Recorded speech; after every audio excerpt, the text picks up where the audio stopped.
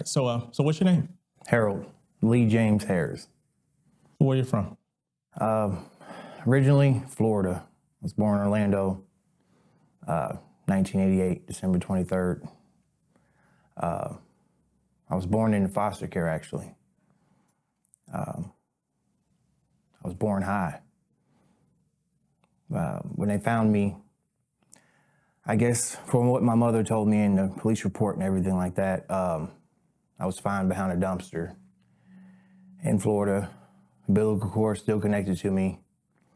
And some lady found me, heard me crying, and took me to the hospital. So my birthday is actually a guesstimation. It's actually, they took a guess because they didn't know how many days I was already outside. But being high, when I was born, I was high. It saved my life, actually. They told me that the drugs in my system kept my heart beating, racing, and I was just powered up, I guess you could say. But I was born in foster care. And then, yeah. So do you know what drugs were in your system? As far as I know, crack. Crack was in my system at the time. What year were you born? In 88, 1988. My birthday is December 23rd, but like I said, that's just a guesstimation. So how was what was life like in foster care in Florida?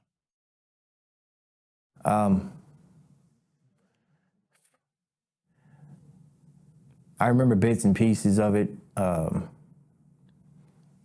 I was about 5 years old.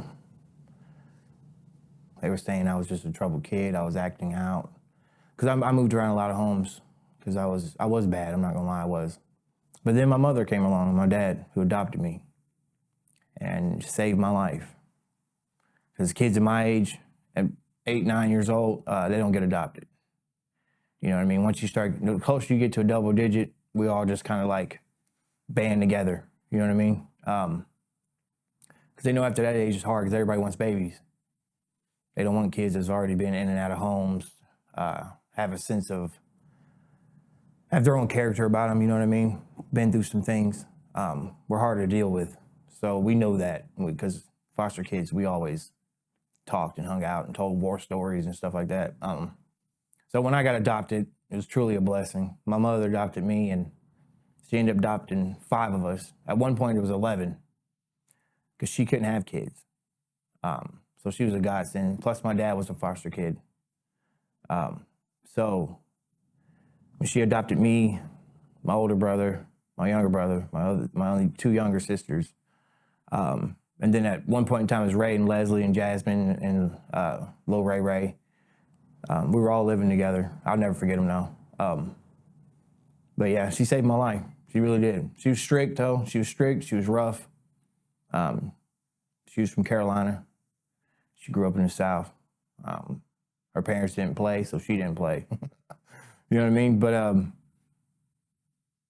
so did you stay there in Florida long, or how long did you stay there? In Florida? Yes. I stayed there till I was 18. Okay. My parents got divorced when I was 18 after almost 40 years of marriage. So it was kind of like out of left field. Didn't see it coming. But my senior year, halfway through my senior year, my mom moved to New Jersey. And I moved with her because I asked my dad if I could stay, and my dad spoke and you listen, you know what I mean? So I only asked him one time, and he gave me his answer, and that was the end of it. You know what I mean? I didn't fight with him or nothing. So I went to Jersey with my mom my senior year and helped her pay bills, went to school, worked, played football, all that good stuff. So how was that transition going to Jersey? Cold, very cold. Are we talking about the weather, or are we talking about people? Both, actually. Nobody liked me at school. I was the oddball. Had a different personality, different, you know what I mean, swagger, as they say about me. Plus, I was a senior. So all the other seniors were like, who's this guy? He's a senior, you know what I mean? I walked on the football team. They didn't like that, you know what I mean? But I was really too busy to worry about it. I was working I worked at a grocery store right across the street from the high school. So I worked, played football. As soon as I left football practice, I went to work, and then I go home, wake up at 5 in the morning, do it again. That was all the time. I had to help pay bills, and my mom needed me. You know what I mean? So I really took myself out of it. But at the same time, I couldn't wait to get away. So I signed up for the military as soon as I got there. Which service did you serve in? Army. Thank you for the service. My pleasure. I miss it. And so, in the service, how did the things that happened to you before, how did all that translate, and how did you deal with that in the service?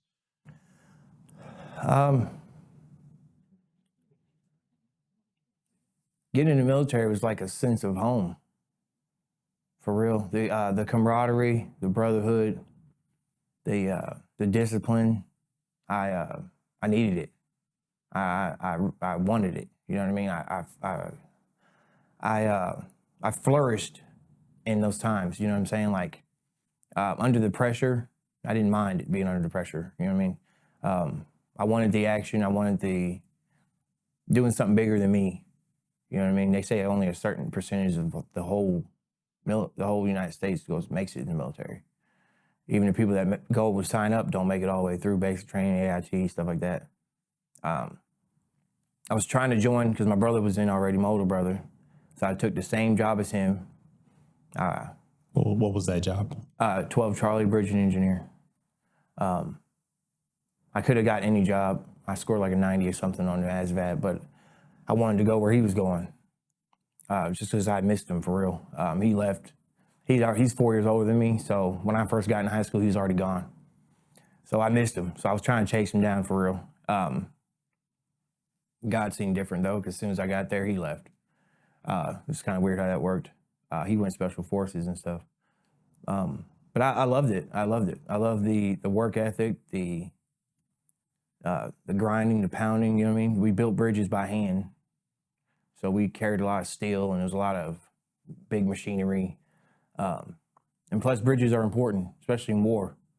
So I wanted to do something that I felt would make a difference. You know what I mean? They asked me to go sapper or SF and all that because of my scores in basic training, but I couldn't do that because I had already had a kid on the way my first year after basic training and all that. So I didn't want to go into even worse situations than I was already in. So what is Go Sapper? Huh? What you said they asked you to go? Sapper? Yes. Oh, it's an advanced engineering course. I went to it. I actually did go to sapper school later on in my career, but I got hurt. It's a 30-day course where they teach you like explosives, just the higher end of everything, mapping and building and different measurements, and it's just a high end of it, like you're top of the line. You know what I mean? They send sappers with rangers and stuff. You know what I mean? Like they'll have a specialty sapper that knows explosive with a ranger team or something like that. I learned a lot, but I didn't make it. I made like 22 days. I got hurt pretty bad and had to recycle. So you say you got hurt pretty bad. Was there some explosion or something? No, actually, I got dropped down a cliff. Actually, I wasn't on purpose. The guy's hand, he was all apologetic. His hands were bleeding. He was trying to hold on so bad, and he just couldn't.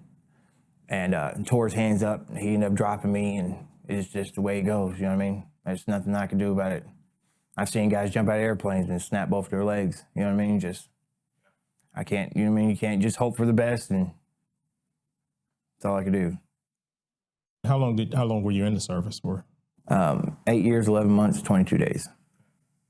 What was life like after the service? I didn't want to get out. I was scared. I was definitely scared for real. When they told me I was getting medically retired, I cried. I didn't know anything else. I was begging them to give me a desk job or anything, but I couldn't. And at the end of my career too, I got lucky because I was already on Percocets and stuff really bad at that point in time. and I started smoking spice, and they caught me. And instead of ripping everything from me, my whole career, and giving me a dishonorable, it was like, man, because of your career and how many times you've been deployed, and I mean, your awards and everything like that, we're gonna knock you down one and let you go. And I was like, man, I gotta go now. You know what I mean? I couldn't play with that. So I got out, and I didn't know what I was doing for real. I wasn't used to the non-structure of it, I guess you could say, you know what I mean? Because every day in the military, you was up at 4, you knew what you was doing, running, PT, comeback, formation, get to the motor pool, train. There was always something laid out for you, clean weapons, go to the field. It was never downtime for real. Being out on my own and not being able to move the same, and that's when I really started getting down and out about myself for real. Because I was like, man, I was on top of the world at one point in time, and now I feel like I'll never be the same. So when I got out, I kept finding Percocets and stuff on the street. I started driving semis. Military paid for that. When I started going over the road and stuff like that, I was getting into things I shouldn't. You know what I mean? These trucker guys, they're a whole nother community on that road for real. The way they talk on the radio, and they know where everybody's at, and it's crazy. I didn't realize what I was getting into. But that's when I really started getting into methamphetamines and Percocets. I was running my truck late hours into the night, cutting off my transmitter and stuff so they couldn't track me, so I can keep going because I knew I was late because I probably stayed somewhere too long or something. I really just started falling apart for real. Do you think it was that lack of structure that you've been used to that caused that, or that contributed to that? Yeah, that and the anxiety and the depression of feeling like I was elite, you know what I mean? I was top. You know, I felt like I was top. And going from that to where I'm just like, going from where people notice you and, you know what I mean, you're in uniform, you're standing proud, head up, you know what I mean? And then you go in there and, because of my tattoos and stuff, people don't even realize that, you know what I mean, what I've done. I've bled and sweat and cried for this country, for real. But it was my own fault, you know what I'm saying? But it was just that mental, like, man, what am I gonna do now? Like, am I ever gonna be that, like, feel that powerful again, or that important? You know what I'm saying? And so after, like you said, you got out and you were trucking. How did you get here to this city? What led you to this area? Well, I retired from here, Fort Knox. Okay. I've been to Benning, Hood, but never stayed there long. My main station was here in Fort Knox. My family, my kids. Well, actually, my family is everywhere else. But my kids and my ex-wife at the time, my wife at the time, but she's my ex-wife now. They were all here, so I stayed in the area. And I just was trying to make a way, for real. I was trying to just figure life out, for real. And then my dad passed away. And when my dad passed, I came home. There was divorce papers. My kids were gone. My wife was gone. And I had to go bury my dad. I didn't take that very well. He was my best friend. I talked to him all the time, every day. I told him, he even knew about everything I was doing, bad and good.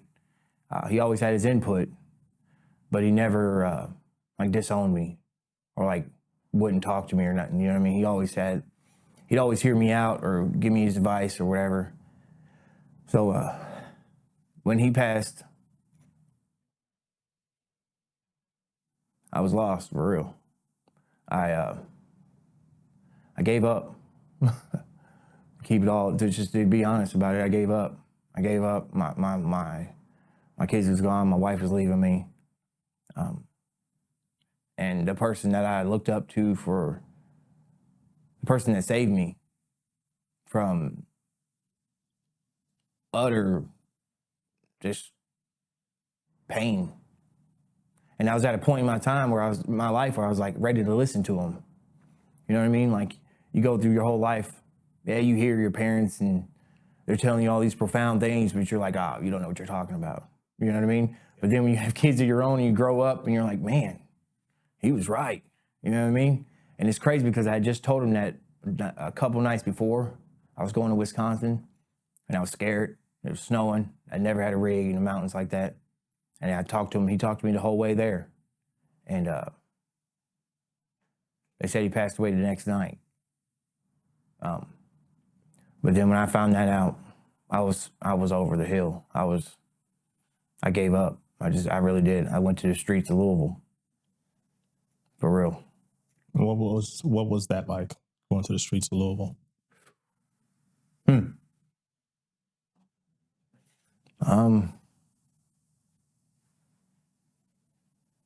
Hideous. I didn't know what I was doing. I had no clue. I put on this facade to people that were in the streets already because I didn't want them to know that I was green. I had no inclination of what I was getting myself into. But I didn't want them to see that. So I was telling them, oh, yeah, I've done this before and I've done that before. I've shot dope before. Never had before in my life.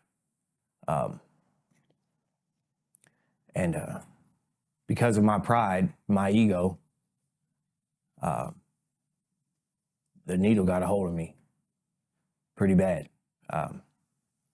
Once I started shooting up dope, it was downhill. I was stealing stuff from stores. I was sleeping outside. I stayed at Iroquois Park for 6 months, probably one time. Got shot, got stabbed, robbed, beat up, jumped. It was rough. Did it all to myself, though. I know that today. I did it all to myself. But I'll never forget some of them things, I'll tell you that. I'll never forget it. What was your turnaround point?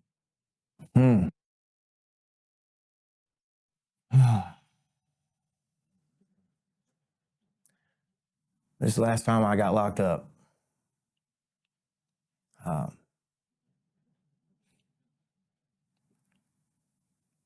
met a couple good guys in there, and it was like, my mother had always been telling me, get to church.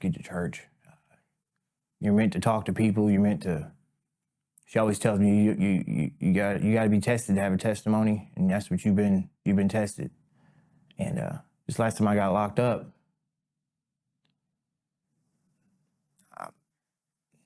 beaten to a state of reason.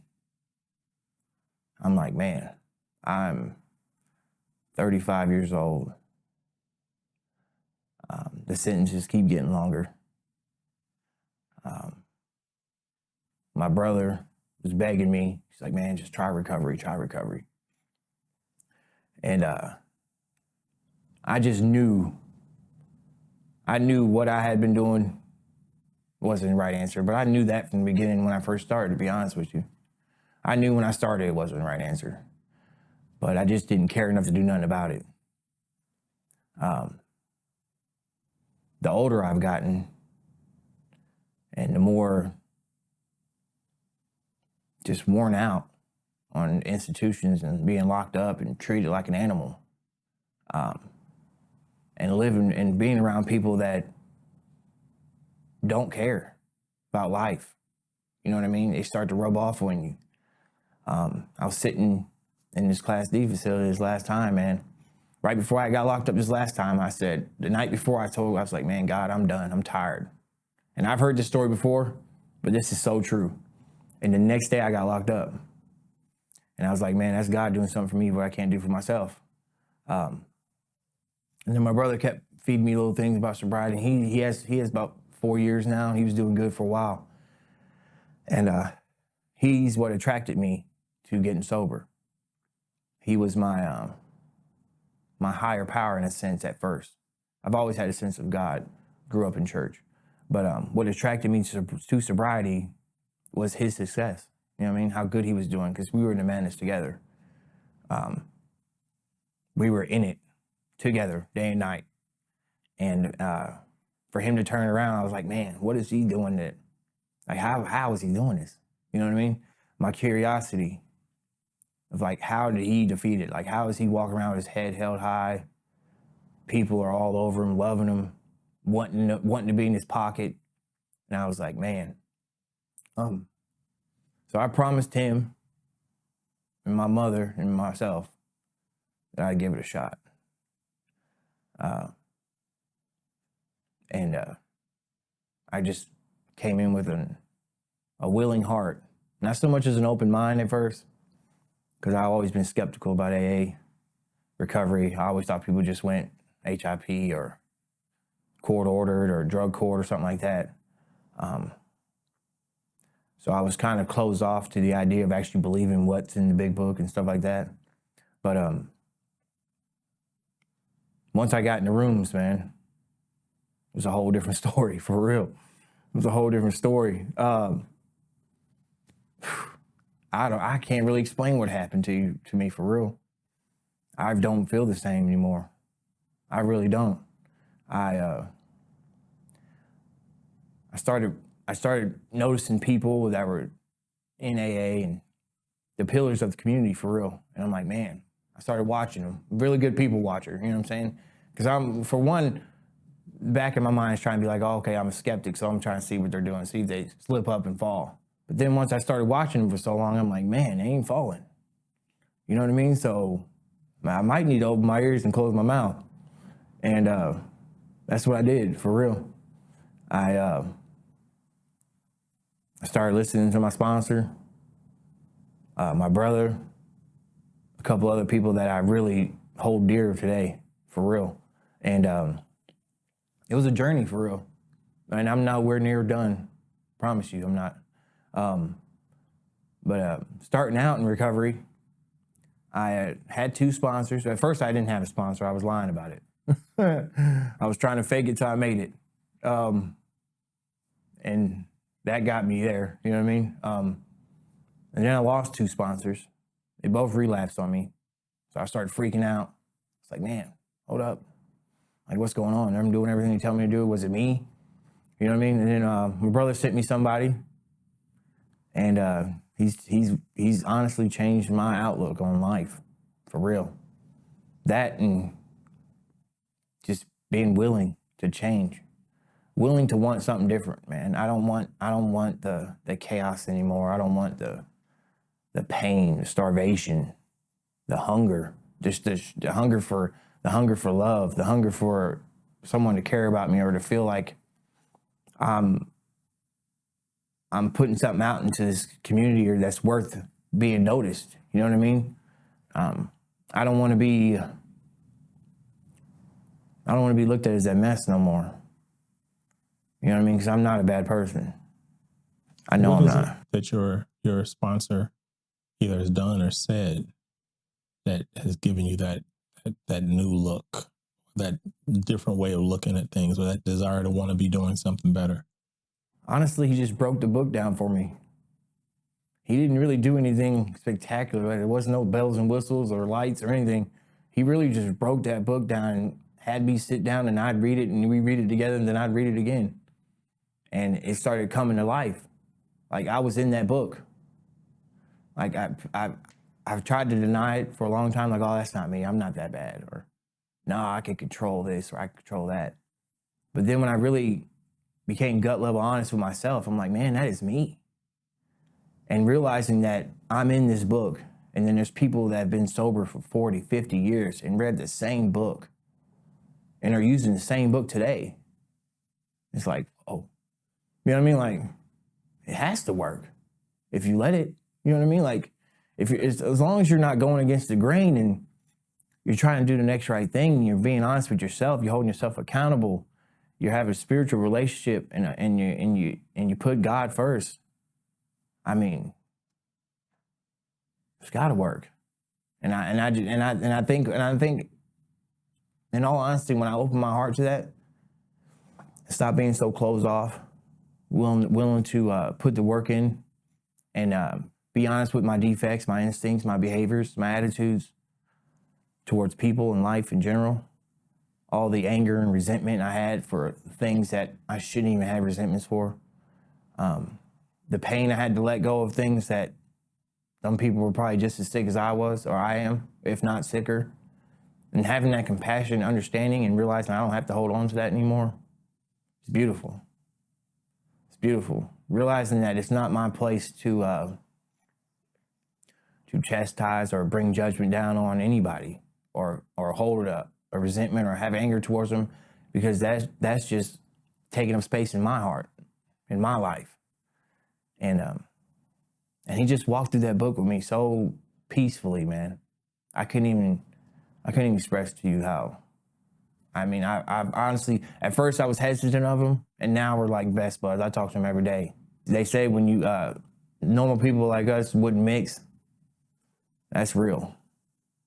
Because the people I've met and the people that I get along with and hang out with on a daily basis are people that I normally wouldn't even never would have thought. You know what I mean? And it brings back that camaraderie and that family that I found again, that's actually in sobriety, in recovery, and is actually not just talking it, but implementing it in their day-to-day life. Attraction rather than promotion. So what does tomorrow hold for you? What does tomorrow look like for you?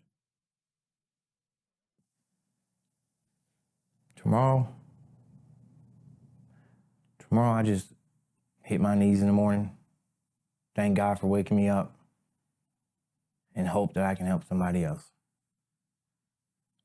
I try to keep it simple. I really don't even worry about tomorrow. I live in the moment today. You know what I mean? The days that how my day is, it's moments now. Like, you know what I mean? This is a moment. When I meet somebody else at a store or something like that, that's another moment. And I live in that very moment. I don't overwhelm myself with tomorrow, because if God doesn't see fit, I won't be here. You know what I mean? God willing, I will.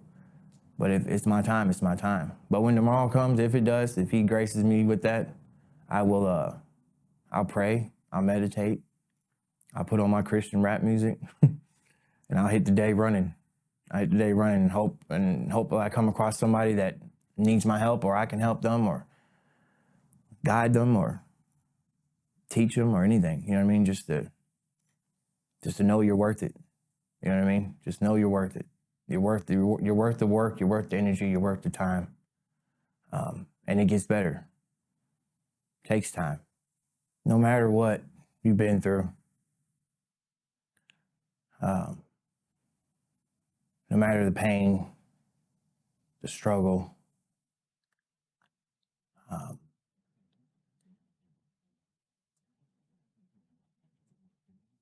forgiveness.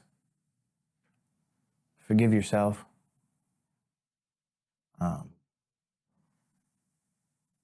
And learn how to forgive people around you. Healing is a process. It takes time. But through prayer, meditation, and talking to God on a daily basis, I've noticed that I've started to heal in places that I never thought I would ever. So my only hope is that if you're out there in addiction or alcoholism or whatever, you give yourself a chance. You know what I mean? Give it a shot. Don't leave before the blessing happens. You know what I mean? Because each one of us is a miracle. Each one of us is a miracle. And we can, in our testimony, could save another person. So I just hope that people look at me and hopefully it helps them any way, form, or fashion. I really genuinely do. Because I know what it's like to be out there alone, lost, sad, angry, depressed. And it's lonely. But coming to recovery is the best decision I ever made. It's the best decision I've ever made. I feel